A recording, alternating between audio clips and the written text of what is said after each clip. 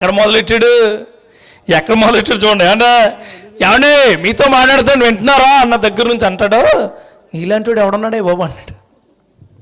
నీలాంటోడు ఉన్నాడా? అసలు నీలాంటోడు ఉన్నాడా? ఇదేంటంటే నమ్మకమైన ఆత్మ ప్రేరేపణ క్రియలు దేవుడికి ఇచ్చునుగాక. మూడోది నమ్మకం అంతే.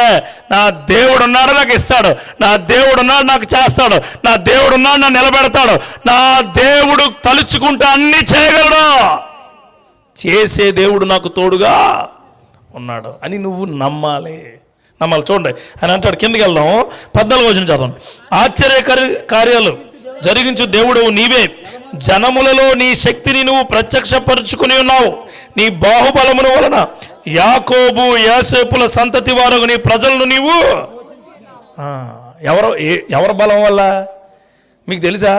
యోసేపుకు బలమే లేదు, ఉందా?